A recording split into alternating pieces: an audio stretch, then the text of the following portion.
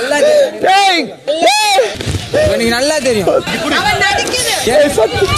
என் friends யாருங்கிறது புரிஞ்சுக்கிட்டேன். இந்த உலகம் என்னங்கிறது புரிஞ்சுக்கிட்டேன். அடிபட்டு இருந்த மாதிரி நடிச்சிருந்தா இதை விட கேவலம் எதுவுமே கிடையாது. விசிட்டிங் டைம் முடிய போகுது போ. நான் ஏன்டா போனோம்?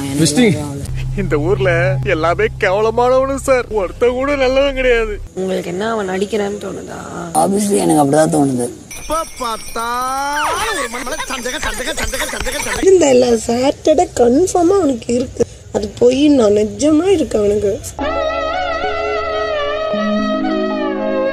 ராணுவ நம்ம சேர்த்துக்கவே கூடாதோ? ராணுவ நம்ம சேர்த்துக்கவே கூடாதோ? பழகுன நீங்களே இப்படி பண்ணா இனி யார்ட்டடா பார்த்து பழகுறது? போங்கடா.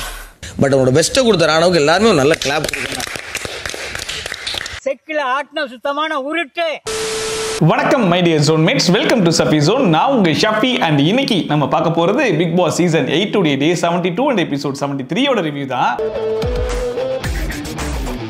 வீடியோக்குள்ள போறதுக்கு முன்னாடி யாரெல்லாம் சப்ஸ்கிரைப் பண்ணலையா மறக்காம சப்ஸ்கிரைப் பண்ணி சப்போர்ட் பண்ணுங்க. அப்படி பக்கத்துல இருக்க பெல் ஐகானை பிரஸ் பண்ணி ஆளுங்கிற ஆப்ஷன் கொடுத்தீங்கன்னா அப்போ ஒரு வீடியோ நோட்டிஃபிகேஷன் டான் டைமுக்கு வந்து சேர்ந்துடும். அந்த வீடியோ உங்களுக்கு உண்மையிலேயே பிடிச்சிருந்தா மறக்காம ஒரு லைக்கும் போட்டு சப்போர்ட் பண்ணலாம், தப்பு கிடையாது. உங்களுக்கு கருத்து இருந்துச்சுன்னா கமெண்ட் செக்ஷன்ல போட்டு விடுங்க, நான் போய் பார்த்து படிச்சுக்கிறேன். ரொம்ப நன்றிங்க சார். இன்னைக்கு எபிசோட ஸ்டார்ட் பண்ணும்போது கேப்டன் வந்து கிச்சன் டீமோட வந்து பேசிட்டு இருந்தாப்ல. அப்ப இந்த வாட்டி கிச்சன் இன்சார்ஜா பவித்ராவை போட்டிருக்காங்க இல்லையா? சோ பவித்ரா சொன்னாங்க இந்த வாரம் ஒரு ஆளுக்கும் ஒரு நாளைக்கு வந்து ஒரு ஸ்பூன் சுகர் மட்டும் தான் கொடுக்க முடியும், அதுக்கு மேல கொடுக்க முடியாது. அதை நானும் சொல்லிடுறேன், as a கேப்டனா நீங்களும் சொல்லிருக்க அப்படிங்கிற மாதிரி சொல்லி அந்த மீட்டிங்கை முடிச்சு விட்டாங்க. எல்லாருக்குமே அண்ணனுக்கு ஒரு ஸ்பூன் சக்கரை தான். அப்புறமா அடுத்த நாள் காலைல வேக்கப் சாங்லாம் போட்டு எல்லாரும் பயங்கரமான டான்ஸ் எல்லாம் ஆடி முடிச்சதுக்கு அப்புறமா காலைல எல்லாருமே வந்து பிரேக்ஃபாஸ்ட் சாப்பிட்டு போது கிச்சன் இன்சார்ஜ் பவித்ரா வந்து நான் யாருக்குமே சுகர் கொடுக்கல அப்படிங்கிற மாதிரி சொல்றாங்க. அதுக்கு ரயன் வந்து கொடுக்கவும் முடியாதுல்ல அப்படிங்கிற மாதிரி சொல்லிட்டு இருந்தாங்களா. அப்ப கேப்டன் பார்த்து பவித்ரா கூப்பிட்டு வாங்க பவித்ரா, நான் இன்னொரு ஐடியாவும் வச்சிருக்கேன் அப்படிங்கிற மாதிரி சொன்னாப்ல. என்ன ஐடியான்னு சொல்லி கேட்டா, இன்னைக்கு ஒரு ஸ்பூன் சுகர்னு வச்சிருக்கோம், நாளை பின்ன அதை 1.5 ஸ்பூன் சுகரா கூட நம்ம மாத்தலாம். ஆனா 1.5 ஸ்பூன் சுகரா மாத்திருக்கோம் அப்படிங்கறத யாருக்கிட்டையும் நம்ம சொல்லிக்க வேணாம். நம்ம என்ன பண்ணலாம், அதை தனியா எடுத்து வச்சுட்டே வரலாம். யாராச்சும் வந்து கேட்கும் போது நம்ம கொடுத்துடலாம். அப்ப அவங்க என்ன நினைச்சுப்பாங்கன்னா, பரவாயில்லையே எக்ஸ்ட்ரா கேட்டா கூட கொடுக்குறாங்களே அப்படிங்கிற மாதிரி நினைச்சுப்பாங்க. ஆனா அவங்க பங்கு தான் நம்ம அவங்களே கொடுக்க போறோம்ன்றது அவங்களுக்கே தெரிய வேணாம் அப்படிங்கிற மாதிரி ஒரு ஐடியா சொன்னாப்ல. சரி ஓகே நம்ம இம்ப்ளிமெண்ட் பண்ணி பார்க்கலாம் அப்படிங்கிற மாதிரி கிளம்பிட்டாங்க. நாளைக்கு வந்து நம்ம 1.5 ஸ்பூன் ஆகுறோம், 1/2 ஸ்பூன் அவங்க கிட்ட சொல்ல வேணாம், 1 ஸ்பூனாவே கொடுங்க. ஆக்சுவலா பவித்ரா பொறுத்தவரைக்கும் இப்பதான் அவங்க ஃபர்ஸ்ட் டைமா கிச்சன் இன்சார்ஜா இருக்காங்க. இத்தனைக்கு இந்த பதவியை அவங்களே வாலண்டரா கொடுக்கன்னு கேட்டு வேற வாங்கிக்கிட்டாங்க. இப்போ நாளை பின்ன ஏதாவது ஒரு பிரச்சனை, ரேஷன் வந்து ரொம்ப கம்மியாயிடுச்சு அப்படின்னா யாரை கேள்வி கேட்பாங்க? கிச்சன் இன்சார்ஜ் தானே கேள்வி கேட்பாங்க. ஸோ அதனால கொஞ்சம் பொறுப்பா இருக்கலாம் அப்படிங்கிறதுக்காக முடிவு பண்ணி தான் சில விஷயங்கள்லாம் பண்றதுக்கு ட்ரை பண்றாங்க. ஆனா ஹவுஸ்மேட்ஸை பொறுத்த வரைக்கும் கிச்சன் டீம்ல போயிட்டு ஏதாச்சும் ஒன்று கேட்போம், கொடுக்கலன்னு சொன்னா உடனே பிரச்சனையை ஸ்டார்ட் பண்ணிடுவோம்டா அப்படிங்கிற மாதிரி ஆரம்பிச்சிருவாங்க இல்லையா? அந்த மாதிரி தான் ஃபர்ஸ்டா சௌந்தர்யா ஆரம்பிச்சு வைக்கிறாங்க. பவித்ரா பொறுத்த வரைக்கும் கிச்சன் இன்சார்ஜ்னா எதுவுமே கொடுக்க கூடாது அப்படிங்கிற மாதிரி நினைச்சுக்கிட்டா, இவ்வளவு ஸ்ட்ரிக்ட்டா ஃபாலோ பண்ணா ஏதோ பெஸ்ட் பெர்ஃபார்மர் சொல்லிட்டு அவார்ட் எல்லாம் கொடுத்துருவாங்கன்ற மாதிரி நினைச்சிட்டு இருக்கா அப்படிங்கிற மாதிரி அவங்க ஆரம்பிச்சு வைக்க, இல்ல ராணா வந்துட்டு ஆமாமா அடுத்த சீசனுக்கு அவங்க சேர்த்து வைக்கிற மாதிரி இருக்கு அப்படிங்கிற மாதிரி சொல்ல, தீபக் 1/4 ஸ்பூன் சுகர் தான் கேட்ட இல்லன்ட்டாங்க அப்படிங்கிற மாதிரி அவங்க ஒரு பக்கம் சொல்ல, இதுல கடைசியா ஜாகிங் எனக்கு என்னமோ இதெல்லாம் ரொம்ப ரெஸ்ட்ரிக்டடா தோணுது அப்படிங்கிற மாதிரி வழக்கமா அவங்களும் சேர்ந்துக்கிட்டாங்க. சோ இதெல்லாம் வச்சு பார்க்கும்போது அடே இப்ப அந்த பிள்ளை என்னடா சொல்லிச்சு, கிச்சன் இன்சார்ஜா நான் வந்து சுகர் ரேஷன் பண்றேன், ஒரு ஆளுக்கு ஒரு நாளைக்கு 1 ஸ்பூன் சுகர் தான், எக்ஸ்ட்ரா கேட்டா தரமாட்டேன் அப்படிங்கிற மாதிரி தான் சொல்லிச்சு. இதுக்கு எதுக்குடா இப்படி மாறி மாறி பேசுறீங்க அப்படிங்கிற மாதிரி தான் இருந்துச்சு. அப்ப கேப்டனே வந்து சொன்னாப்ல, சரி ஓகே நீங்க பேசிருக்கீங்கல்ல, இந்த விஷயத்தை நானும் பேசியிருக்கேன், டிஸ்கஸ் பண்ணிருக்கோம், சோ ஒரு முடிவுக்கு வருவோம். நீங்களும் வந்து சும்மாலாம் சுகர் கேட்க மாட்டீங்க, எப்பயாவது தேவைப்படாதானே கேட்பீங்க அப்படிங்கிற மாதிரி ஹவுஸ்மேட்ஸ்க்கு ஏற்ற மாதிரியும் பேசிக்கிட்டு கடைசியா பவித்ரா ஒரு ஃபார்மட் ட்ரை பண்றாங்க, அதையும் கொஞ்சம் ஃபாலோ பண்ணி தான் தொலைங்கடா அப்படிங்கிற மாதிரி சொல்லிட்டு இருந்தாப்ல. அது இன்னையில இருந்து ஃபாலோ பண்ண ஆரம்பிக்கிறாங்க, அதுக்கு அவங்களுக்கு ஒரு ஸ்பேஸ் மட்டும் கொடுத்துருங்க. இதுல சௌந்தர்யா மறுபடியும் வந்துட்டு அவன் கிச்சன் இன்சார்ஜ்ல ரொம்ப ஸ்ட்ரிக்ட்டா இருந்தானா அவளுக்கு பெஸ்ட் பெர்ஃபார்மர் அவார்டு கொடுத்துருவாங்கன்னு நினைச்சிட்டு இருக்காங்களா அப்படின்னு சொல்லிட்டு மறுபடியும் ஆரம்பிக்க, அண்ட் இதுல ஜாக்லின் ஒரு பெஸ்ட் எக்ஸாம்பிள் சொல்றேன் அப்படிங்கிற பேர்ல ஒரு எக்ஸாம்பிள் ஒன்னு சொன்னாங்க. வழக்கமா ஜாக்லின் ஒரு எக்ஸாம்பிள் சொன்னாங்கன்னா அதோட ஸ்டாண்டர்ட் எவ்வளவு தூரம் இருக்குன்றது ஊரறிஞ்ச விஷயம் இல்லையா? இப்போ என்ன சொல்றாங்கன்னா, பவித்ரா பொறுத்த வரைக்கும் கிச்சன் இன்சார்ஜா இல்லாதப்போ கிச்சன் இன்சார்ஜ் கிட்ட போய் சுகர் வேணும்ன்ற மாதிரி கேட்டுட்டு இருந்தாங்களாமா. இப்போ அவ கிச்சன் இன்சார்ஜா மாறினதுக்கு அப்புறம் அப்படியே மாறி தரமாட்டேங்கிற மாதிரி பேசுறா. சோ அவங்க கிச்சன் இன்சார்ஜா இருந்த ஒரு மாதிரியும் கிச்சன் இன்சார்ஜா இல்லாதப்போ ஒரு மாதிரி பிஹேவ் பண்றாங்க அப்படிங்கிற மாதிரி பேசிட்டு இருந்தாங்க. அதை பார்க்கும்போது ஏமா எல்லாருக்குமே ஒரு பொறுப்புன்னு கொடுத்தாங்கன்னா அந்த பொறுப்புக்கு ஏத்த மாதிரி பொறுப்பா நடந்துக்கணுமா? பொறுப்புல இல்லாதப்ப தான் பருப்பு மாதிரி பேசிட்டு இருப்பாங்க. ஒருத்தன் கேப்டனா இல்லாதப்ப கண்டமணிக்கு சுத்திட்டு இருப்பான். அதுவே கேப்டன்ற பதவியை எடுத்து கொடுத்தா அவன் என்ன பண்ணுவான்? பொறுப்பா இருப்பான், அவன் கோவப்படக்கூடாது, எல்லாத்தையும் சமாளிக்கணும்னு சொல்லிட்டு அவனுடைய பிஹேவியர்லாம் சேஞ்ச் பண்ணி விஷயம் ஒன்று பண்ணுவான் பத்தியா? அந்த மாதிரி தான் இந்த இடத்துல பவித்ரா பதவியில இல்லாதப்போ கேட்கிற இடத்துல இருந்தா அதனால கேட்டு பார்ப்போன்ற மாதிரி கேட்டு பார்த்தாங்க. கொடுக்கறதும் கொடுக்காதும் பதவியில இருக்கவங்களுடைய முடிவு. ஆனா இப்போ அவங்க பதவியில இருக்காங்கன்ற போது அவங்க எடுக்கிறது தான் முடிவு. இதை போயிட்டு ஒரு பெரிய எக்ஸாம்பிள் மாதிரி வந்து பேசிட்டு இருக்கேமா அப்படிங்கிற மாதிரி நமக்கும் தோணுச்சு. அதை விஷாலும் சொல்லி விட்டாப்ல. கேப்டன்சிக்கு எந்த ரூல்ஸும் கிடையாது, கிச்சன் ஒரு ஃபார்மேட்டை ட்ரை பண்றாங்க அவங்க. சோ ஃபைனலா விஷால் வந்து ஜாலிங் கிட்ட ஏமா நீயுமே கிச்சன் இன்சார்ஜா இருந்திருக்காம இதுக்கு முன்னாடி, சோ பவித்ரா இதெல்லாம் எதுக்காக பண்றாங்கன்றது உனக்கு நல்லாவே புரியும். இந்த இடத்துல நீ வந்து ஐடியாவா சஜஷனா கொடுக்கலாம், ஆனா அதை இவ்வளவு பெரிய பிரச்சனையா ஆக்க வேணாமா அப்படிங்கிற மாதிரி சொல்லி க்ளோஸ் பண்ணி விட்டாப்ல. இது இவ்வளவு பெரிய விஷயமா கிடையவே கிடையாது. சோ விஷால் பேசுறத பார்த்துட்டு ஜாக்லின் சரி சரி ஓகே பவித்ரா மேட்டர் முடிஞ்சு போச்சா, பவித்ரா மேட்டர் விட்டுருங்க. இப்போ நம்ம ரயன் மேட்டருக்கு வரலாமா? ரயன் இப்போ இந்த பேச்சு பேசுறானே, அவன் போன வாரம் என்ன தெரியுமா பண்ணா, அவன் என்கிட்ட வந்து காமெடியா சுகர் கொடுக்கன்ற மாதிரி கேட்டான். சரி போனா போதும் நான் எக்ஸ்ட்ரா சுகர்லாம் கொடுத்தானே அனுப்பிச்சேன். ஆனா இவன் பாருங்க இப்போ இப்படிலாம் பேசுறான் அப்படிங்கிற மாதிரி கேட்ட உடனே ரயன் சொன்னாப்ல, இல்ல போன வாரம் நான் ஏன் கேட்டேன் அப்படின்னா, என் கண்ணு முன்னாடி எக்ஸ்ட்ராவா நிறைய பேருக்கு சுகர் வச்சு அனுப்பிச்சிட்டு இருந்தாங்க, அப்ப மத்தவங்களுக்கு எக்ஸ்ட்ராவா போகுதுன்றதுனால தான் நானும் கேட்டேன் அப்படிங்கிற மாதிரி சொல்லும்போது, இல்ல அப்படிலாம் கிடையாது, தீபக் அண்ணன் வந்து எனக்கு ஃப்ளூயிடா இருக்கு, ஃப்ளூயிடா போயிட்டு இருக்கு, அதனால சுகர் வேணுமான்ற மாதிரி கேட்டாப்ல. அப்ப இவனும் வந்து காமெடியா எனக்கும் ஃப்ளூயிட் தான் கொடுங்க அப்படிங்கிற மாதிரி காமெடி பண்ணான். சரி ஓகே கேக்குறான்னு சொல்லிட்டு நான் கொடுத்தேன் அப்படிங்கிற மாதிரி சொல்லும்போது ரயன் வந்துட்டு இல்ல இப்பதான் ஃப்ளூயிட்ன்ற மேட்டரை கொண்டு வராங்க, இதுக்கு முன்னாடி ஃப்ளூயிட்ன்ற வார்த்தையவே சொல்லல, காமெடியா கேட்டன்ற மாதிரி தானே சொன்னாங்க அப்படிங்கிற மாதிரி என்ன பிரச்சனையோ அந்த பிரச்சனைக்கு ஓரமா வச்சுட்டு ஃப்ளூயிட்ன்ற வார்த்தையை சொன்னாங்களா இல்லையா அப்படிங்கிறதே ஒரு பிரச்சனையா கொண்டு போக ஆரம்பிச்சிட்டாங்க. இதுல ஜெப்ரி வர வந்துட்டான், இல்ல எனக்கு தெரிஞ்சு ஜாக்லின் ஃபர்ஸ்ட் காமெடின்னு தான் சொன்னாங்க, இப்ப கடைசியா சொல்லும் போது தான் ஃப்ளூயிட்னு சொன்னாங்க அப்படின்னு சொல்லி சொன்ன உடனே நம்ம ஜாக்லின் இல்ல நான் ஆரம்பத்துல இருந்து ஃப்ளூயிட்னு சொல்லிக்கிட்டு தான் இருக்கேன் அப்படின்னு சொல்றது. அதுக்கு ரயன் இல்ல அவங்க ஃப்ளூயிட்னு சொல்லலன்னு சொல்லி சொல்றது. கடைசியா கேப்டன் கிட்ட, கேப்டன் நீங்க சொல்லுங்க ஃப்ளூயிட்னு சொன்னாங்களா சொல்லலையான்னு சொல்லி கேட்டா, இல்லடா ஃப்ளூயிட்னு சொன்ன மாதிரியும் சொல்லாத மாதிரியும் தான்டா இருந்துச்சு அப்படிங்கிற மாதிரி. கேப்டன் இவனுக்கும் ஜாதகமா இல்லாம அவனுக்கும் ஜாதகமா இல்லாம நம்ம பொதுவா பேசிட்டு போயிருவோன்ற மாதிரி. அதாவது என்ன பிரச்சனைக்காக வந்தாங்க, கடத்துல எந்த பிரச்சனையை பத்தி பேசிட்டு இருக்காங்க அப்படிங்கிற மாதிரி. ஃப்ளூயிட்ன்ற வார்த்தையை சொன்னோமா சொல்லலையான்றதே ஒரு பெரிய பிரச்சனையா பண்ணிட்டு இருக்காங்க. சொல்லல ஒரே நிமிஷம் இருங்களே, ஒரே இந்த வாரம் ஃபைனலா இப்போ உங்களுக்கு என்னதான்டா பிரச்சனை, ஃப்ளூயிட்ன்ற வார்த்தையை சொன்னாங்களா சொல்லலையான்னு தான் பிரச்சனையா இல்ல வேற எதுவும் பிரச்சனையான்னு சொல்லி கேட்டா அப்படி கிடையாது. அன்னைக்கு வந்து காமெடியா கேட்டேன்ற மாதிரி சொல்றாங்க, இப்போ இங்க சபையில நான் காமெடியா சொன்னேன்ற மாதிரி சொல்றாங்க. ஆக மொத்தத்துல நான் காமெடியாலாம் சொல்லல, எனக்கும் ஃப்ளூயிடா தான் போயிட்டு இருந்துச்சு, நானும் தீபக் அண்ணன் மாதிரி சீரியஸா தான் கேட்டேன், அதனால சீரியஸா தான் கன்வே ஆகணும்ன்ற மாதிரி சீரியஸா பேசிட்டு இருக்கேன். அதை பார்க்கும்போது அடே அன்னைக்கு நீ பேசும்போது காமெடியா தான் பேசியிருப்ப, ஏன்னா நீங்க எல்லாம் கோவா கேங் ஒண்ணுக்குள்ள ஒண்ணு, இத்தனைக்கும் ஜாக்லின் போயிட்டு என்ன சீரியஸாவை கேட்டுக்க போற, காமெடியா பண்ணா தான் கேட்டிருப்ப, அவங்களும் பண்ணா தான் வச்சு அமுச்சு விட்டுருப்பாங்க. இப்போ அதை கொண்டு வந்து சீரியஸாக்கி ஒரு பிரச்சனை பண்றதெல்லாம் பார்க்கும்போது எனக்கு என்ன தோணுதுன்னா, ஆல்ரெடி ஜெப்ரி வந்து நான் கோவா கேங்லாம் கிடையாது, நான் ஒரு இண்டிவிஜுவல் பிளேயரா மாறிட்டேன் அப்படிங்கறத காட்டுறதுக்காக கோவா கேங் கூட ஒரு சண்டையை போட்டு போனேன். இப்போ சௌந்தர்யா வந்துட்டு நாமினேஷன்ல ஜாக்லினுக்கு எதிராகவே பேசி நானும் ஒரு இண்டிவிஜுவல் பிளேயர் தான், நானும் வந்து கோவா கேங் கிடையாது அப்படிங்கிற மாதிரி ப்ரூவ் பண்ணிட்டு போயிட்டாங்க. இப்போ ரயன் மட்டும் தான் தனியா இருக்கான். ஐயோ நம்ம எதுவும் ப்ரூவ் பண்ணலையே, நம்ம ஏதாச்சும் ஒரு சண்டையை போட்டாகணும், அதுவும் குறிப்பா ஜாக்லின் கூட போட்டா மட்டும் தான் இவங்க நம்புவாங்க அப்படிங்கிறதுக்காக வாலண்டரா பிளான் பண்ணி சண்டை போட்ட மாதிரி தான் இருக்கு. எனக்கு சீரியஸா ஒரு விஷயம் இருக்கு, சொல்லும்போது அவங்களுக்கு காமெடியா கன்வே ஆனது, எங்கேயும் வந்து ஒரு காமெடியா தான் கன்வே ஆயிருக்கு. ஆக்சுவலா இது ஒன் எபிசோட்ல இத்தனூண்டா காமிச்சு முடிச்சு விட்டாங்க இல்லையா, ஆனா லைவ்ல பார்த்த பல பேருக்கு தெரியும் இதே மற்றும் மறுபடியும் ரிப்பீட்ல போட்டு பேசி கிட்டத்தட்ட ஒரு மணி நேரத்துக்கு பேசிட்டு இருந்தாங்க. கடைசியா விஷால் பார்த்தாப்ல இதெல்லாம் வேலைக்காகன்னு சொல்லிட்டு அவங்க ரெண்டு பேர் மட்டும் தனியா கூட்டு போயிட்டீங்க. பாருங்க பவித்ரா மேட்டர்ல ஆரம்பிச்சோம், எங்கேயோ போயிட்டீங்க, இப்போ உங்க ரெண்டு பேருக்கு தான் பிரச்சனை, நீங்க ரெண்டு பேருமே பேசி ஒரு முடிவுக்கு வாங்கடா அப்படிங்கிற மாதிரி பேசி ஒரு வேளை இந்த பிரச்சனையை முடிச்சு விட்டாப்ல. அப்புறமா இந்த வாரத்தோட வீக்லி டாஸ்க் வந்து ஸ்டார்ட் பண்ணாங்க. என்ன டாஸ்க் அப்படின்னு சொல்லி பார்த்தா, ஹவுஸ் மேட்ஸ் மொத்தமா 13 பேர் இருக்காங்க இல்லையா, அதுல 3 டீம்ல 3 மெம்பர்ஸ் ஆகும் அண்ட் 2 டீம்ல 2 மெம்பர்ஸ் ஆகும் போடணும் அப்படிங்கிற மாதிரி சொல்லிட்டாப்ல.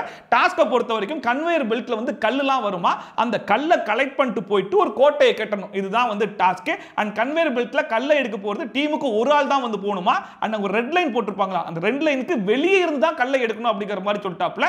அண்ட் குறிப்பா உங்களுடைய டீமை நீங்களே செலக்ட் பண்ணிக்கலாம் அப்படிங்கிற மாதிரி சொல்லிட்டார். சரி ஓகே, பிக் பாஸ் பஸர் அடிச்சு கன்வேயர் பெல்ட்ல கல்லு வரும்போது போய் எல்லாரும் கல்லை எடுப்பாங்க. கல்லு வராத நேரத்தில் என்ன பண்ணணும் அப்படின்னு சொல்லி கேட்டா, உங்க கோட்டையை நீங்க பாதுகாக்கிறது மட்டும் இல்லாம அடுத்தவங்க கோட்டையை கெட்ட விடாம தடுக்கிறதுக்கும் முயற்சி பண்ணணும் அப்படிங்கிற மாதிரி சொல்லிட்டாப்ல. சரி ஓகே, இவ்வளவு நேரம் சொன்னதை வச்சு பார்க்கும்போது அந்த கோட்டையை கெட்டி யாரு பாதுகாக்கிறாங்களோ அவங்க தான் வின்னரா அப்படின்னு சொல்லி பார்த்தா அதுவும் கிடையாது அப்படிங்கிற மாதிரி.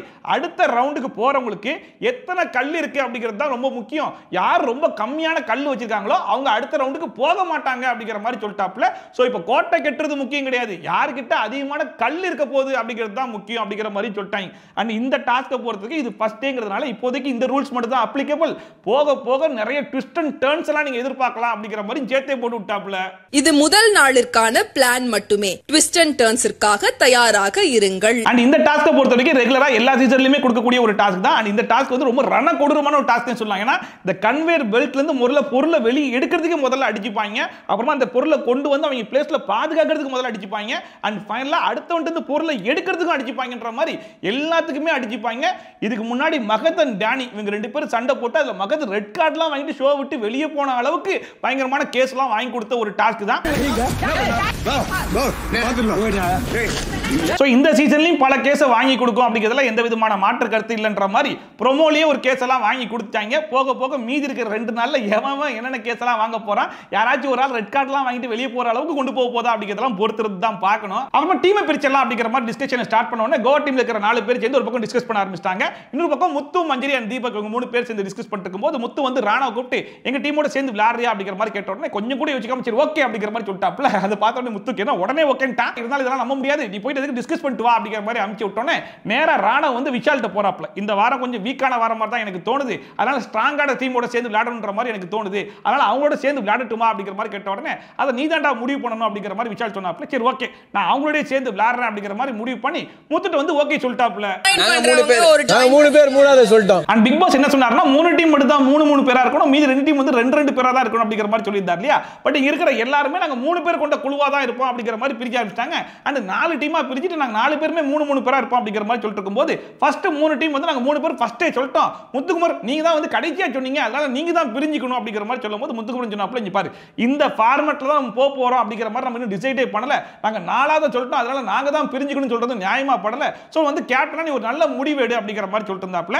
அண்ட் இன்னொரு பக்கம் அருண் பிரசாத் வந்து ராணாவை கூட்டு போயிட்டு இங்க பாரு நீ முத்தன் தீபக் 3 பேருமே பசங்களா இருந்தீங்க அப்படின்னா ரொம்ப ஸ்ட்ராங்கான டீம் மாதிரி இருக்கும், அதனால நீ என்ன பண்ணு வேற டீம் மாறிடு அப்படிங்கிற மாதிரி அருண் பிரசாத் ராணா மண்டை வரை கழுவிட்டு இருந்தாப்ல. நீ அந்த இடத்துல இருந்தா அந்த டீம் ஆல்ரெடி நீ இந்த பக்கம் வந்துட்டனா 3 பேரா இருக்கட்டும். அண்ட் ரொம்ப நேரமா டிஸ்கஸ் பண்ணி பார்த்து யாருமே மைண்ட் சேஞ்ச் ஆகுற மாதிரி தெரியல அப்படிங்கிற மாதிரி தெரிஞ்ச உடனே சரி ஓகே நம்ம ஒரு மீட்டிங் போட்டு நம்ம வந்து டிஸ்கஸ் பண்ணலாம் அப்படிங்கிற மாதிரி முத்து, மஞ்சரி, தீபக் அண்ட் ராணா 4 பேரும் போயிட்டு இருந்தாங்க. அப்ப முத்துக்குமார் என்ன சொன்னாப்ல அப்படின்னா சரி ஓகே அவங்க எல்லாரும் 3 டீம்ன்ற மாதிரி ஃபார்ம் ஆயிட்டாங்க, நம்ம என்ன பண்ணலாம்னா 2 டீமா ஃபார்ம் ஆயிக்கலாம், ஆனா 2 டீமா பிரிஞ்சிருந்தாலும் நம்ம சேர்ந்து 4 பேரா ஒண்ணா விளையாடணும் அப்படின்னா கொஞ்சம் ஸ்ட்ராங்கா இருக்கும், சோ அப்படிப்பட்ட ஸ்ட்ராட்டஜி நம்ம ஃபாலோ பண்ணலாம் அப்படிங்கிற மாதிரி சொல்லிட்டு இருந்தாப்ல. அதுக்கு வந்து எல்லாருமே ஓகே அப்படிங்கிற மாதிரி சொல்லியிருந்தாங்க. இங்க முத்துக்குமார் சொன்ன ஸ்ட்ராட்டஜிலாம் நல்லா தான் இருந்துச்சு, பட் இதுல என்ன பிரச்சனை வரும் அப்படின்னு சொல்லி பாத்தீங்கன்னா எப்படி நீங்க 4 பேர் ஒண்ணா சேர்ந்து ஒரு கேம் விளையாடலாம் அப்படிங்கிற மாதிரி பிளான் பண்றீங்களோ அதே மாதிரி அங்க 3 பேரா பிரிஞ்சிருக்காங்க இல்லையா, அவங்க 2 பேரும் அலைன்ஸ் வச்சாங்கன்னு வைங்களேன், நீங்க 4 பேர் தான் அவங்க 6 பேரா இருவாங்க, அப்பயும் உங்களை விட அவங்க தானே ஸ்ட்ராங்கா இருப்பாங்க, அதை பத்தி நீங்க யோசிக்கலன்ற மாதிரி தான் இருந்துச்சு. நீங்க 2 பேர் நாங்க 2 பேர் டீமா இருந்தா நம்ம ஒரு ஸ்டெப் முன்னாடி ஏறி ஆடலாம். அப்பயுமே ராணா சரி ஓகே எனக்கு கொஞ்சம் டைம் கொடுங்க நான் போய் டிஸ்கஸ் பண்ணிட்டு வரேன்னு சொல்லிட்டு மறுபடியும் விஷால் கிட்ட போறாப்ப. அப்ப விஷால் என்ன சொல்றாப்ல நீ பயங்கரமான எஃபோர்ட் போட்டாலும் உன்னோட எஃபோர்ட் பெருசா வெளியே தெரியாது, இவங்க எல்லாம் டீமா சேர்ந்து ஒரு கேம் ஆடினாங்க அப்படிங்கிற மாதிரி தான் வெளியே வந்துரும் அப்படிங்கிற மாதிரி சொல்லி அனுப்பிச்சு விட்டாப்ல. அண்ட் மறுபடியும் ராணாவுக்கு டிஸ்கஷனுக்கு வந்த உடனே இங்க முத்துக்குமரன் வந்து பயங்கரமா மண்டையை கழுவுறாப்ல, சரியான ஸ்ட்ராட்டஜி யூஸ் பண்றாப்ல. அதாவது இங்க எல்லாருமே டீமா தான் இருக்காங்க, இங்க கோவா கேங்னு ஒரு டீமா இருக்காங்க, இப்ப அருண், விஷால் இவங்க எல்லாம் சேர்ந்து ஒரு டீமா இருக்காங்க, எல்லாருமே டீம் தான், இங்க டீமா இல்லாம இண்டிவிஜுவலா விளையாடுறது மொத்தமே 4 பேர் தான், அதுல நான் ஒண்ணு, மஞ்சரி ஒண்ணு, தீபக் ஒண்ணு, 4ஆவது ஆளு நீ ஒன்ன எப்படின்னு சொல்லி பாத்தீங்கன்னா எல்லா டீம்லயும் எல்லாருமே யூஸ் பண்ணிப்பாங்க, அந்த மாதிரி தான் இப்ப நாங்களும் ஒன்ன யூஸ் பண்ணிக்கிறோம் அப்படிங்கிறது சொல்லாம சொன்ன மாதிரியே இருந்துச்சு. இதுல இவங்க எல்லாரும் இண்டிவிஜுவல் பிளேயர்ஸா மத்த எல்லாருமே டீமா ஆடுறாங்க அப்படிங்கிற மாதிரி சேர்த்து போட்டு விட்டாப்ல. சேராது தீபக் அண்ணன், நான், மஞ்சரி, இன்னொரு ஆள் நீ, எல்லாரும் அவன் தேவைக்கு பயன்படுத்திக்கலாம். ஆக்சுவலா இங்கேயே முத்துக்குமரன் வந்து ராணாவோட டிஸ்கஸ் பண்ணிட்டு இருக்கும்போது ராணா ஒவ்வொரு வாட்டி சரி கொஞ்சம் டைம் கொடுங்க நான் போய் டிஸ்கஸ் பண்ணிட்டு வரேன்னு சொல்லிட்டு நேரா விஷால் கிட்ட தான் போயிட்டு எல்லாத்தையும் கேட்டு வராப்ல. சோ இதுல இருந்தே விஷாலுடைய டீம்ல தான் ராணாவும் இருக்காருங்கிறது நல்லா தெரியுது. பட் இருந்தாலும் இந்த மனுஷன் தெரியாத மாதிரி நீ ஒரு இண்டிவிஜுவல் பிளேயர் தான்டா அப்படிங்கிற மாதிரி உசுப்பேத்தி விட்டு மத்தவங்க எப்படி ராணாவை யூஸ் பண்ணிக்கிறாங்களோ அதே மாதிரி இவரு வந்து யூஸ் பண்ணிக்கலாம் அப்படிங்கிறதுக்காக தான் யூஸ் பண்றது நல்லாவே தெரியுது. பட் இதெல்லாம் நல்லா உசுப்பேத்தி விட்டா ராணா வந்து விளையாடுவார் இல்லையா, அந்த மாதிரி தான் இப்போ உசுப்பேத்தி விடுறாப்ல. அதாவது நானும் தீபக் அண்ணனும் சேர்ந்தோன்னு வையே நல்ல ஸ்ட்ராங்கான டீமா இருக்கும், நீயும் மஞ்சரி சேர்ந்தனா அது எக்ஸ்ட்ரீம் ஸ்ட்ராங் ஆயிரும், இப்போ நம்ம 4 பேர் ஒண்ணா சேர்ந்து வை அது எக்ஸ்ட்ரீம் ஸ்ட்ராங் ஆயிரும், என்ன சொல்ற அப்படி சொல்லி கேட்டோனே சரி ஓகே அப்படிங்கிற மாதிரி அவனும் மண்டை ஆடிட்டான். நீ அல்டிமேட் ஸ்ட்ரெngth, நம்ம 4 பேர் ஒரு டீம்னா இது ஒரு அலைன்ஸா போடலாம். சோ ஃபைனலா டீம் எப்படி பிரிஞ்சாங்க அப்படின்னு சொல்லி பாத்தீங்கன்னா ராணவன் மஞ்சரி ஒரு டீம், முத்துவன் தீபக் 2வது team, Jacqueline, Ranjith and Rayan இவங்க 3வது டீம், அருண், சௌந்தர்யா, விஷால் இவங்க 4வது டீம், ஃபைனலா பவித்ரா, அன்ஷிதா, ஜெஃப்ரி இவங்க தான் லாஸ்ட் டீம். இன்னொரு team Pavithra, Anshitha and Jeffrey. And big boss buzzer அடிக்கிறதுக்கு முன்னாடி ரொம்ப தெளிவா சொல்லிட்டாப்ல யாரெல்லாம் கல்ல எடுக்க போறீங்களோ அவங்கலாம் கையில வந்து கிளவுஸும் கால்ல வந்து பூட்ஸும் போட்டுட்டு தான் போகணும் அப்படிங்கிற மாதிரி. அண்ட் ஃபர்ஸ்ட் பஸர் அடிச்ச உடனே ஒவ்வொரு டீம்ல இருந்து ஒரு ஆள் வந்து போனாங்க. ராணவ், முத்து, ரயன், அன்ஷிதா அண்ட் விஷால் அப்படின்னு சொல்லிட்டு 5 பேர் போயிட்டு எடுக்க ஆரம்பிச்சிட்டாங்க. அண்ட் இதுல வந்து ரெட் லைனுக்கு வெளியேறது தான் எடுக்கணும் அப்படிங்கிற மாதிரி சொன்னாங்க இல்லையா, ஆனா அது யாருமே ஃபாலோ பண்ணல. இங்க ராணவ் அங்க ரயன் இவங்க 2 பேர் மட்டும் தான் ரெட் லைனுக்கு வெளியே இருந்தாங்களே தவிர்த்து மத்த எல்லாருமே ரெட் லைனுக்கு உள்ளே வந்துட்டாங்க. ஏன்னா மத்தவங்களுக்கு எல்லாம் கையே எட்டல, ராணவுக்கு மட்டும் தான் ரெட் லைனுக்கு வெளியே இருந்தா கூட கை வந்து உள்ள வரைக்கும் போகுது, மத்த எல்லாருக்கும் வந்து எட்டி பார்த்தாலும் வரலன்றதுனால எல்லாருமே உள்ள போயிட்டு எடுக்க ஆரம்பிச்சிட்டாங்க. அந்த ரெட் லைன் ரொம்ப தள்ளி போட்டுருந்தாங்களோ அப்படிங்கிற மாதிரி தான் இருந்துச்சு. அண்ட் இந்த டாஸ்கை பொறுத்த வரைக்கும் ராணுவுக்கு தான் பயங்கரமான அட்வான்டேஜ் இருக்கு அப்படிங்கிறதுனால கல்லு வரதுக்கு முன்னாடி கையை உள்ள விட்டு எல்லா கல்லையும் எடுத்து மஞ்சரி கையில கொடுத்தாப்ல. எல்லாரும் பார்த்தாங்க என்ன கன்வேயர் பெல்ட்ல இருந்து கல்லு கிடைக்க மாட்டுது, மஞ்சரி கிட்ட மட்டும் கல் இருக்குன்னு சொல்லிட்டு எல்லாரும் போயிட்டு மஞ்சரி கிட்ட கல்லை கொடுக்க ஆரம்பிச்சிட்டாங்க. இன்னொரு பக்கம் தீபக் கல்லை எடுத்து வச்சிருந்தா ஒரு பக்கம் ஜெஃப்ரி வந்து புடுக்க, இன்னொரு பக்கம் அருண் வந்து புடுக்குன்னு சொல்லிட்டு அதையும் புடிக்கிட்டு போயிட்டாங்க. சரி ஓகே எல்லா கல்லும் போயிடுச்சு, நான் மறுபடியும் கல்லை எடுத்து கொடுக்குறேன் அப்படிங்கிற பேர்ல ராணுவ போயிட்டு மறுபடியும் கல்லெல்லாம் எடுத்து மஞ்சரி கையில கொடுத்தா மறுபடியும் வந்து மஞ்சரி கிட்ட இருந்து பிடிக்கிட்டு போயிட்டாங்க. அதை ராணுவ பார்த்தாப்புல என்னடா இது நம்ம கல்லை எடுத்து கொடுக்கறதா இல்ல மஞ்சரிட்ட கொடுத்த கல்லை பாதுகாக்கிறதா சொல்லி தெரியாம அந்த மனுஷன் முழிக்க ஆரம்பிச்சிட்டாப்ல. அந்த ராணுவ பார்த்தா இதெல்லாம் வேலை கேட்குது, நான் உள்ள போயிட்டு எடுத்து வருவேன், இங்க மஞ்சள் எடுத்து புடிங்கிட்டு போவாங்களா அப்படின்னு சொல்லிட்டு மஞ்சள் யார் எடுத்தான்னு கேட்கும்போது ஜெப்ரி தான் எடுத்தான் அப்படிங்கிற மாதிரி சொன்னாங்களா. சரி ஓகே நான் ஜெப்ரிட்ட போய் புடுங்குறேன் அப்படிங்கிற மாதிரி அங்க போகும்போது ஜெப்ரி அங்க இல்ல, அங்க வந்து அன்சிதா அண்ட் பவித்ரா அவங்க 2 பேர் தான் இருந்தாங்க. ஆனா திடீர்னு அருள்பிரசாத் அங்க இருந்து ஓடி வந்து தடுத்தாப்புல. அப்பதான் தெரிஞ்சிச்சு எப்படி இவங்க 2 பேரும் டீமா ஃபார்ம் ஆயிருக்காங்களோ அதே மாதிரி அவங்களும் டீமா ஃபார்ம் ஆயிருக்காங்க. நம்ம எதிர்பார்த்த மாதிரியே 6 vs 4ங்கிற மாதிரி ஆகி போயிடுச்சு அப்படிங்கிற மாதிரி. அண்ட் கூடவே ஜெப்ரி வந்துட்டாப்ல. 2 பேரும் சேர்ந்து ராணா வந்து தடுக்க ஆரம்பிச்சிட்டாங்க. இதுல அருள்பிரசாத் என்ன சொல்றாருன்னா, இங்க பாருடா இது ஃபைட் ஆயிரும்டா, ஃபைட் ஆயிரும், நீ அடிச்சனா நான் அடிச்சிருவேன்டா, கண்டிப்பா இது ஃபைட் ஆயிரும்டா, நீ அங்க இருந்து வரும்போதே நீ வந்து அடிக்கிறதுக்கு தான் வரன்றது நல்லாவே தெரிஞ்சிச்சு, நான் மட்டும் வந்து தடுக்கலனா ஏதாச்சும் நீ கண்டிப்பா பண்ணிருப்படா அப்படிங்கிற மாதிரி பெரிய பெரிய வார்த்தையெல்லாம் யூஸ் பண்ண ஆரம்பிச்சிட்டாப்ல. கண்டிப்பா நானும் இவனை அடிப்பேன். ஆக்சுவலா இங்க இப்ப என்ன நடந்துச்சு அப்படின்னா, எப்படி வந்து ஜெப்ரி அருணும் போயிட்டு மஞ்சரி கிட்டையும் தீபக் கிட்டையும் கல்லெல்லாம் புடிங்கிட்டு வந்தாங்களோ அந்த மாதிரி நானும் போயிட்டு புடிங்கிட்டு வரேன் அப்படிங்கிற மாதிரி தான் ராணவ் கிளம்பி வந்தான். ஆனா உடனே பாத்தியா ராணவ் நீ வர நான் தடுக்கிறேன், நீ தடுக்கிறதுக்கு வந்து பெரிய ஃபைட் மாதிரி இருக்கு, நீ அடிக்கிறதுக்கு வர நான் மட்டும் தடுக்கிறேன்னா பெரிய சம்பவமே நடந்துடும் அப்படிங்கிற அளவுக்கு பேசிட்டு இருக்காரு. அதை பார்க்கும்போது யாரியா நீ ஒரு டாஸ்க ஒரு சாதாரணமாவே நீ பேச மாட்டியா, எதுவா இருந்தாலும் பயங்கரமா ஹைப் பண்ணி தான் பேசுவியா அப்படிங்கிற மாதிரி தான் இருந்துச்சு. போன டாஸ்க்ல கூட எதுவுமே நடக்காம we are workers not beggars அப்படிங்கிற மாதிரி பேசிட்டு இருந்த. இப்போ நீ போய் எடுத்தா அது நார்மலான விஷயம், ஆனா அதுவே ராணவ் எடுக்க வந்து அவன் அடிக்க தான் வந்தான், இங்க ஒரு பெரிய சம்பவமே நடந்து முடிச்சுன்ற அளவுக்கு பேசுறீங்க, யாரியா நீன்ற மாதிரி தான் இருந்துச்சு. ஃபைட்டா மாறிடும், இது சண்டையா மாறிடும் கேப்டன். அப்ப மஞ்சரியே கேக்குறாங்க, அவன் எடுக்க தானே வந்தான், அவன் எதுக்கு அடிக்க வந்தான்ற மாதிரி பேசுறீங்க அப்படின்னு சொல்லி கேட்டா, தடுக்க போன எனக்கு தான் தெரியும் அவன் எப்படி வந்தான் அப்படிங்கிற மாதிரி பேசிக்கிட்டு இருக்காப்ல. அப்ப ராணுவ பயங்கரமா கடுப்பா, ஏண்டா நாங்க போய் நிக்கும் போது மட்டும் நீங்களா வந்து கல்லை எடுத்துட்டு போயிருவீங்க, அதுவே நான் வந்து இந்த பேச்சு பேசுவீங்களா, நானும் பார்த்துட்டு சும்மா இருக்க முடியாதுடா, நானும் போயிட்டு கல்லை எடுப்பேன்டா அப்படிங்கிற மாதிரி சொன்ன உடனே நம்ம முத்துரும் சின்னப்ப நீ போய் சேஃபா ஆடிட்டு வாடா போடா அப்படிங்கிற மாதிரி சொன்ன உடனே ராணுவ போக ஆரம்பிச்சிட்டாப்ல. ராணுவ போனோன்னு ஆச்சு அப்படின்னா ஜெப்ரி வந்து ஃபுல்லா ராணுவ லாக் பண்ணி படுக்கவே வச்சிட்டாப்ல. ஆனா இவ்வளவு நேரம் நியாயம் நேர்மை கண்ணியம் கட்டுப்பாடு குடும்ப கட்டுப்பாடுன்னு பேசிட்டு இருந்த நம்ம அருண் இப்போ போயிட்டு மஞ்சரி கிட்ட கல்ல புடிக்கிட்டு இருக்காப்ல. கூடவே விஷாலும் 2 பேரும் அவ்வளவு ஃபோர்ஸா புடிச்சு இழுன்னு இழுக்குறாங்க. முத்துக்குமரனும் சப்போர்ட்டுக்கு போறாப்ல. 2 பேர் வந்து இழுத்துட்டு அங்க இருந்த மீதி கல்லையும் எடுத்து வராங்க. அதை பார்க்கும்போது ஏண்டா அவர் தடுக்க வந்தாருன்னா அடிக்க வந்துட்டான், ஃபைட் ஆயிரும், ஃபைட் நான் அடிச்சிட்டுருவேன் அப்படிங்கிற அளவுக்கு பேசுறீங்க. ஆனா அதே வழியை நீங்க பார்க்கும்போது மட்டும் உங்களுக்கு தெரியலையாடா, உங்களுக்கு வந்தா ரத்தம் மத்தவங்களுக்கு வந்தா தக்காளி சட்னி ஆடான்ற மாதிரி தான் இருந்துச்சு.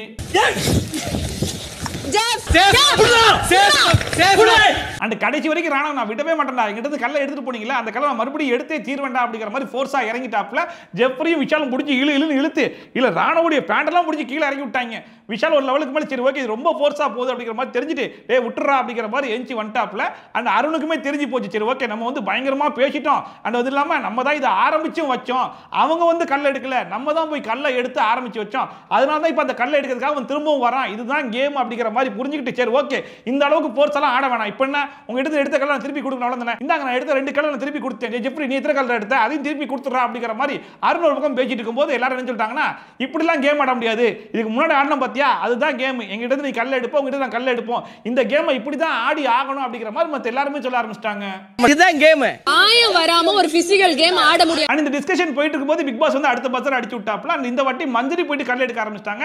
இருக்கிற கல்லை வந்து ராணுவ பாதுகாத்துக்கிறேன் அப்படிங்கிற மாதிரி உட்கார்ந்துட்டு இருக்கும்போது ஜெப்ரி அப்படியே நைஸா பின்னாடி வந்து 2 கல்லை வந்து எடுத்துட்டு போனோடனே ராணுவ அதை பார்த்துட்டாப்ல. நேரா போயிட்டு அந்த கல்லை புடுங்கலாம்னு சொல்லி போகும்போது ஜெப்ரியை தள்ளி விட்டுட்டு அந்த கல்லை எடுக்க போனாப்ல. அப்ப ஜெப்ரி என்ன பண்ணாப்ல, ராணுவ பிடிச்சி தள்ளி விட்டார். அது வேணும்னே பண்ணல, அதுல எந்த விதமான மிஸ்டேக்கும் கிடையாது, லைட்டா தள்ளி விட்டது தான். அண்ட் ராணுவ ரொம்ப ஃபோர்ஸா கூட கீழே விழல, இருந்தாலும் ராணுவுடைய லெஃப்ட் சைடு ஷோல்டர்ல வந்து ஒரு இன்ஜுரி ஆயிடுச்சு. அவரால் முடியலன்ற மாதிரி கத்துறாப்ல கதறாப்ல. நல்லா தெரியும், நல்லா தெரியும். அதை பார்த்துட்டு அன்சிதா அவன் நடிக்குதோ அவன் அப்படிதான் நடிப்பான் அவன் நடிப்பான் அப்படிங்கிற மாதிரி கத்திக்கிட்டு இருக்காங்க. அண்ட் இதுல வந்து உண்மையிலேயே யாரை பாராட்டலாம்னா, மற்ற விஷயத்தெல்லாம் எப்படி நடந்துக்கிட்டாலும் அருண் பிரசாத் பொறுத்த வரைக்கும் இந்த இன்சிடென்ட்ல போயிட்டு உடனே அட்ரஸ் பண்ணாப்ல, என்னடா ஆச்சு அப்படிங்கிற மாதிரி. ராணுவ தூக்கும் போது விஷாலும் வந்துட்டாப்ல. சோ விஷாலும் அருணும் சேர்ந்து ராணுவ தூக்கிட்டு இருக்காங்க. அப்ப கூட ஜெப்ரி எனக்கு தெரியும் அவன் சும்மா நடிக்கிறான், அவனுக்கு எதுவுமே ஆகல, அவன் விழுந்தது வந்து ரைட் ஷோல்டர், அவன் பிடிச்சிருக்கிறது லெஃப்ட் ஷோல்டர்ல அப்படிங்கிற மாதிரி கத்திக்கிட்டு இருந்தானா. அப்ப அருண் கொஞ்ச நேரம் சும்மா இருறா அப்படிங்கிற மாதிரி அவன் அடக்கி விட்டுட்டு அவங்க 2 பேரும் போயிட்டு மெடிக்கல் ரூம்ல ராணுவ டிராப் பண்ணிட்டு வந்துட்டாங்க. இதே இடத்துல அப்படியே மாத்தி பாருங்களேன், ராணவ வந்து ஜெப்ரியை பிடிச்சி தள்ளி விட்டு அதனால ஜெப்ரி வந்து பிடிச்சி அப்படியே கதறிட்டு இருந்தான்னு வைங்களேன், ராணவ இந்நேரத்துக்கு உண்டு இல்லைன்னு ஆக்கியிருப்பாங்களா, உடனே மொத்த ஹவுஸ்மேட்ஸும் சேர்ந்து வந்து ஜெஃப்ரி அப்படியே அழகா தூக்கி கொண்டு போய் மெடிக்கல் ரூம்ல வச்சிருப்பாங்களா. ஆனா அதுவே ராணவன்னு சொல்லி வரும்போது அவன் ரொம்ப இலக்காரமா பாக்குறாங்க. அவன் ஒரு ஹவுஸ்மேட்ஸ் மாதிரியே மதிக்கிறது கிடையாது, ஏன் ஒரு மனுஷனாவே மதிக்கிறது கிடையாது.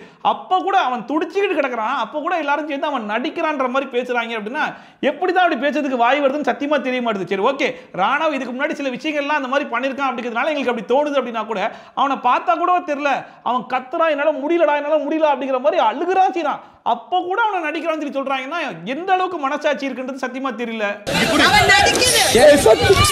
ராணவ மெடிக்கல் ரூம் காமிச்சிட்டு சரி ஓகே ராணவ் திரும்பி வர வரைக்கும் இந்த கேமை கொஞ்சம் ஹோல்ட் பண்ணுங்க அப்படிங்கிற மாதிரி சொல்லிட்டு ஜெஃப்ரி கிட்ட எப்படி அடிபடிச்சு அப்படிங்கிற மாதிரி கேட்கும்போது நான் லைட்டா தான் பிடிச்சி தள்ளி விட்டேன், அவன் விழுந்தது ரைட் ஷோல்டர்ல, அவன் பிடிச்சிட்டு போறது லெஃப்ட் ஷோல்டர்ல, எனக்கு என்னமோ நடிக்கிற மாதிரி தோணுது அப்படிங்கிற மாதிரி ஜெஃப்ரி சொல்லும்போது முத்துமுரன் போயிட்டு தீபக் கிட்ட சொல்றாப்புல எனக்கு என்னமோ ராணவ தேவையில்லாம டீம்ல சேர்த்துக்கொண்ட மாதிரி தோணுது, நம்ம 3 பேருமே சேர்ந்து விளையாடிக்கலாமோ அப்படிங்கிற மாதிரி பேசிட்டு இருக்காரு. ராணவ நம்ம சேர்த்துக்கவே கூடாதோ, ராணவ நம்ம சேர்த்துக்கவே கூடாதோ.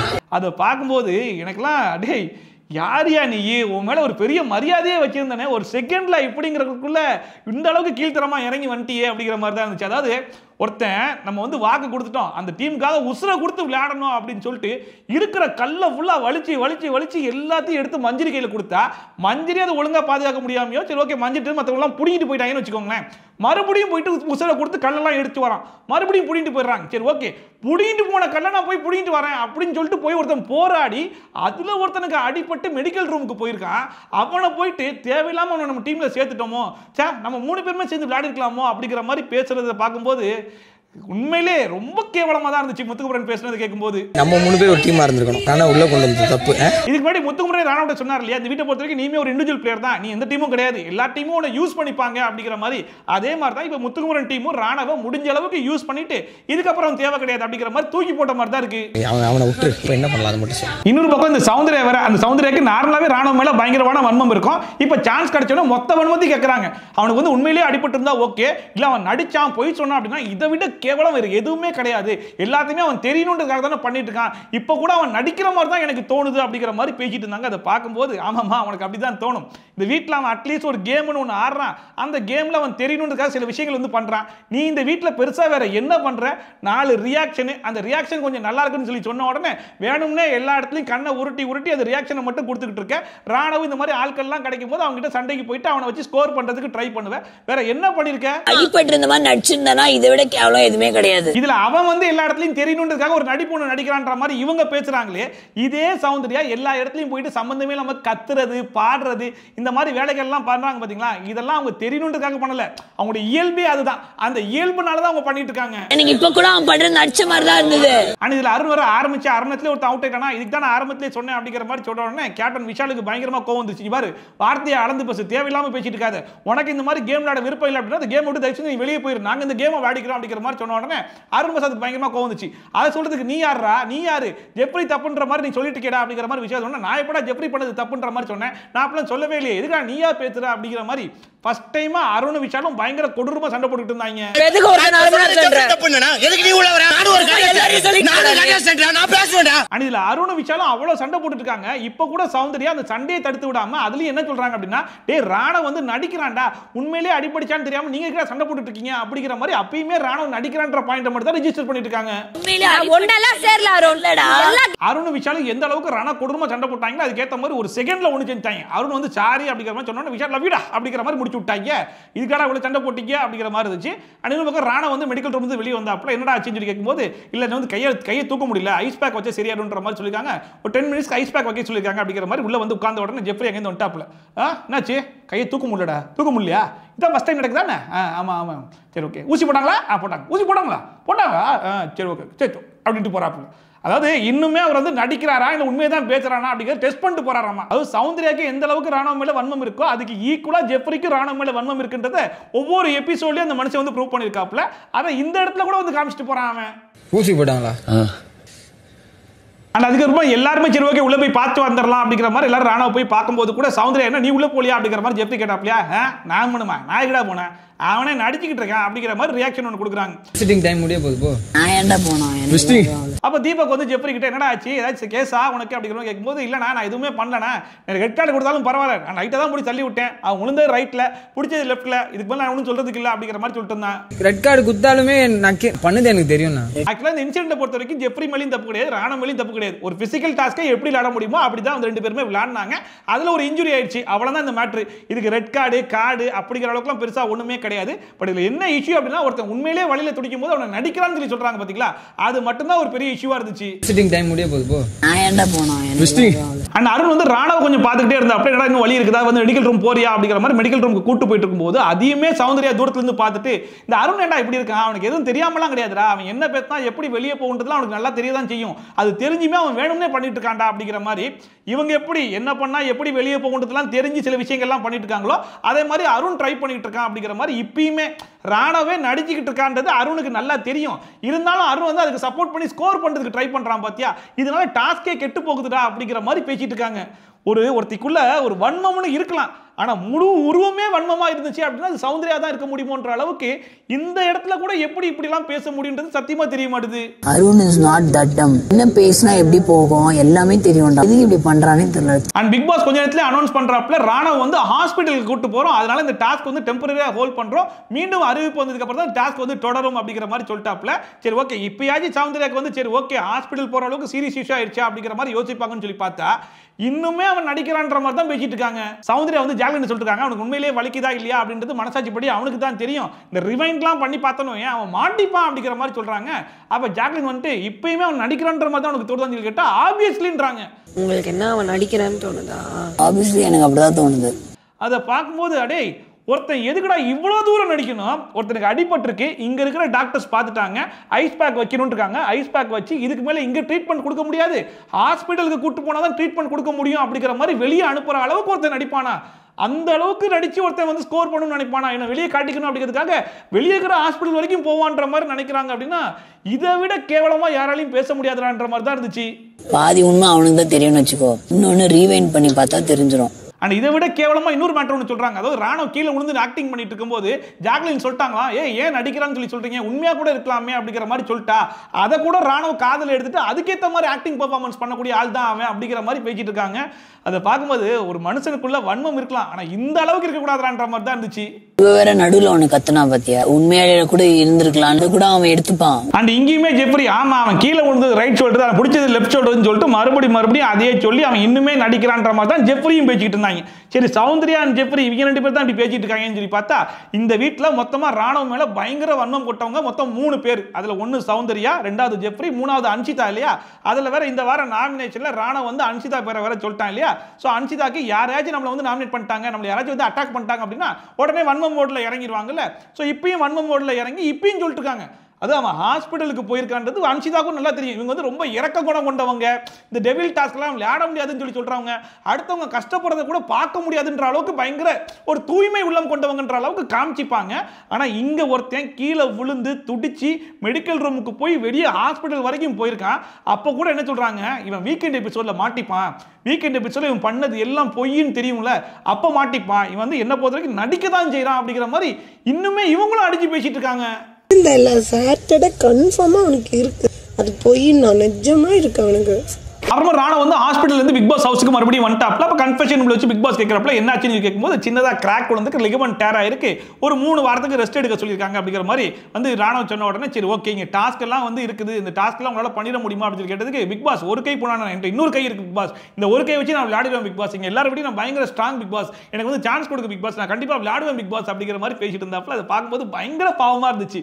ஏண்டா ஒருத்தன் இந்த அளவுக்கு வந்து இந்த கேமை வந்து நேசிக்கிறான், அவனுக்கு பேச வரல, அவ்வளவுதான், தெளிவா பேச வராது, குழப்பி பேசுவான், சில இடத்துல வந்து கேமை சரியா புரிஞ்சிக்க தெரியாது, அவ்வளவுதானே தவிர்த்து அவன் ட்ரை பண்றான் இந்த கேமை எப்படியாச்சும் விளையாடணும், எப்படியாச்சும் சுவாரஸ்யப்படுத்திடணும், நம்ம எப்படியாச்சும் வெளியே தெரிஞ்சிடணும் அப்படிங்கிறதுக்கு ஏதோ ஒரு முயற்சி பண்றான்ல, அந்த முயற்சியை இந்த வீட்டில் எத்தனை பேர் பண்றாங்க அப்படிங்கிற மாதிரி தான் இருந்துச்சு. அண்ட் இப்போ கூட எனக்கு வந்து வாய்ப்பு வேணும் பிக் பாஸ், நான் முடிஞ்ச அளவுக்கு ட்ரை பண்றேன் பிக் பாஸ், இந்த டாஸ்க்கை கூட நான் விளையாடுறேன் பிக் பாஸ் அப்படிங்கிற மாதிரி ராணா பேசிட்டு இருக்கும்போது உண்மையிலேயே பார்க்கறதுக்கு ரொம்ப பாவமாக தான் இருந்துச்சு. அப்புறம் பிக் பாஸ் சொன்னாப்ல 3 வாரத்துக்கு அந்த பேண்டை வந்து கழட்டி கழட்டாதீங்க.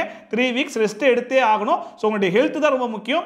கேம் எந்த அளவுக்கு முக்கியமோ அந்த அளவுக்கு உங்க ஹெல்த்தையும் பார்த்துக்கோங்க அப்படிங்கிற மாதிரி சொல்லிட்டு கேப்டன் விஷாலை கூப்பிட்டு 3 வாரத்துக்கு ரெஸ்ட் எடுக்கணும் அப்படிங்கிற மாதிரி டாக்டர் சொல்லியிருக்காங்க. ஸோ டேக் கேர் பண்ணிக்கிறோம் அப்படிங்கிற மாதிரி சொல்லி அனுப்பிச்சுட்டாப்ல. அண்ட் விஷால் வந்துட்டு நீ எதுவுமே பேசாதடா, நான் எல்லாரையும் கூப்பிட்டு பேசிக்கிறேன் அப்படிங்கிற மாதிரி மீட்டிங் ஒன்று அரேஞ்ச் பண்ணாப்ல. எதுவுமே பேசாத, நான் கொஞ்சம் எல்லார்கிட்டயுமே பேசுறேன். விஷால் வந்து மீட்டிங்ல ராணவுக்கு வந்து லிகமெண்ட் டயர் இருக்கு, 3 வீக்ஸ் ரெஸ்ட் எடுக்கணும்ன்ற மாதிரி டாக்டர் சொல்லியிருக்காங்க. அவன் வந்து டாஸ்க் வந்து விளையாடுவேன் அப்படிங்கிற மாதிரி சொல்றான். அஸ் அ கேப்டனா எனக்கு உடன்பாடு இல்லை அப்படிங்கிற மாதிரி சொல்லும்போது ஹவுஸ் மேட்ஸ் எல்லாருமே எங்களுக்குமே உடன்பாடு இல்லை அப்படிங்கிற மாதிரி சொல்லிட்டாங்க. உங்க 2 பேருக்கு என்னடா உடன்பாடு இருக்குது? பிக் பாஸ் ஆகிய எனக்கே உடன்பாடு இல்லடா, டாக்டரே வந்து இந்த கேம் வந்து விளையாடக்கூடாது அப்படிங்கிற மாதிரி சொல்லியிருக்காரு. எதுவாக இருந்தாலும் அடுத்த வாரம் பார்த்துக்கலாம் அப்படிங்கிற மாதிரி சொல்லி விட்டாப்ல. ராணவ் இந்த டாஸ்கை தொடர முடியாது. ராணவுக்கு அடிப்பட்டது உண்மைதான், அவன் நடிக்கல அப்படிங்கிற விஷயம் தெரிஞ்ச உடனே பவித்ரா இருந்துச்சு நான் எதுவும் சொல்லல, பட் ஆனால் அந்த இடத்துல ஒரு இன்டென்ஷன் எல்லாருக்குள்ளேயும் இருந்துச்சு, அவன் நடிக்கிறான் அப்படிங்கிற மாதிரி நிறைய பேர் வாய் விட்டு கூட சொல்லிட்டாங்க.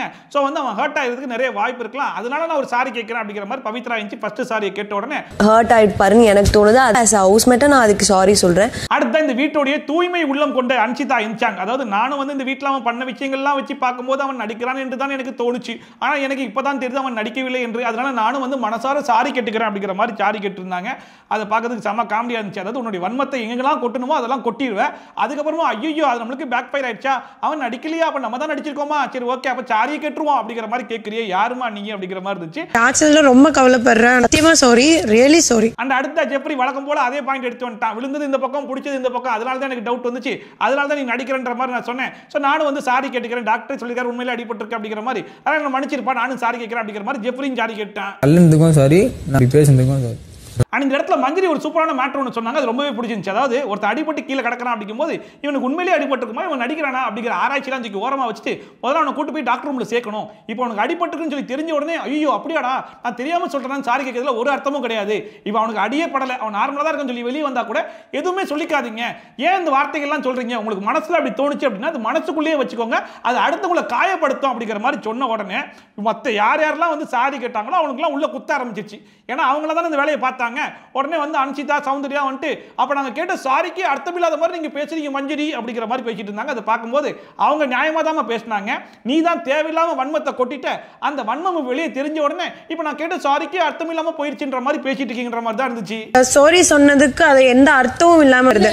இல்ல நான் சொல்லட்டேன், அன்சிதா சொல்றாங்க இது வேற யாராலும் இந்த மாதிரி யோசிக்க மாட்டேன், ராணவங்கிறதால தான் யோசிக்கிறேன், ஆல்ரெடி ஒரு மேட்டர் ஒன்று பண்ணிருக்கான் பாத்தீங்களா, அதனால தான் எனக்கு அப்படி தோணுச்சு அப்படிங்கிற மாதிரி சொல்லும்போது ராணவ வந்து என்ன பண்ணிருக்கேன் அப்படிங்கிற கேட்டா அதெல்லாம் கேட்காதா அப்படிங்கிற மாதிரி அடக்குறாங்க. டேய் என்ன சொல்ல வராங்கன்றதை முழுசா சொல்ல விட்டதாண்டா ராணவுக்கும் புரியும் அப்படிங்கிற மாதிரி இருந்துச்சு. அண்ட் அடுத்த சௌந்தர்யா இருந்துச்சு, இதுக்கு முன்னாடி ராணவ இந்த மாதிரி விஷயங்கள்லாம் பண்ணிருக்கிறதுனால தான் எனக்கு அப்படி தோணுச்சு, எல்லா இடத்துலையும் தெரியணுன்றதுக்காக தான் அவன் பண்ணிட்டு இருக்கான் அப்படிங்கிற மாதிரி சொன்னா ராணவ சொன்னாப்ல இங்க பாருங்க நான் எந்த இடத்துலையும் தெரியணுன்றதுக்காக பண்றது கிடையாது, நான் பண்ணணும் தான் பண்ணுவேன் அப்படிங்கிற மாதிரி சொன்னாலுமே விஷால் இருந்துச்சு பாரு ராணவ உட்காரா எதையும் பேசாதடான்னு சொல்லிட்டு அவனை எதையுமே பேச விடாம உட்காரா சொல்லிட்டு உட்கார வச்சுட்டே இருக்காங்க.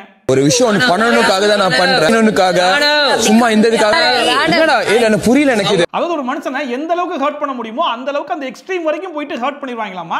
ஹர்ட் பண்ணி முடிச்சதுக்கு அப்புறமாவும் நான் வேலிடேட் பண்றேன் பாருங்க அப்படிங்கிற பேர்ல இதுக்கு முன்னாடி ராணவ அப்படித்தானே இருந்தான், அதனால தான் இப்பயும் அப்படி பண்ணிருப்பான்ற மாதிரி எங்களுக்கு தோணுச்சு, அதுல என்ன தப்பு இருக்குன்ற மாதிரி மறுபடியும் பேசுவாங்களா, மறுபடியும் அவனை ஹர்ட் பண்ணுவாங்களா, அதுக்கு எதிர்த்து அவன் ஏதாச்சும் ஒரு பதில் சொல்ல வந்தா அதையும் பேச விடாம தடுப்பாங்கன்ற மாதிரி தான் பண்ணிட்டு இருக்காங்க. இல்லடா தெரியறதுக்காக பண்றேன், எனக்கு சொல்றத கேளுடா. அடுத்த முத்துக்குமரன் இருந்துச்சு, ஒருத்தனை ஹர்ட் பண்ணிட்டு சாரி சொல்றதுனால எதுவுமே ஆக போறது கிடையாது, நெக்ஸ்ட் டைம் இதை அவாய்ட் பண்ணிடலாம், இதுல கொஞ்சம் கவனமா இருக்கலாம், இதுக்கு மேல இதை பத்தி பேச வேணாம் அப்படிங்கிற மாதிரி சொல்லிட்டு அடுத்த ஒரு ஆஸ்கார் லெவல் பெர்ஃபார்மன்ஸ் ஒன்று போட்டார் பாருங்க, அதான் இருக்கிறதுலே பயங்கர ஹைலைட்டா இருந்துச்சு. அதாவது இந்த கேம் வந்து பயங்கர ரஃப்பா விளையாடக்கூடிய ஒரு கேம் தான், பட் இந்த கேம்ல ராணவ் முடிஞ்ச அளவுக்கு எஃபோர்ட் போட்டு சூப்பரா ஆடினான். அவனுடைய சூப்பர் கேமுக்கு எல்லாரும் ஒரு கிளாப் பண்ணுங்க அப்படிங்கிற மாதிரி சொன்னோன்னா எல்லாரும் பயங்கரமா கிளாப் பண்ணிட்டு இருந்தாங்க.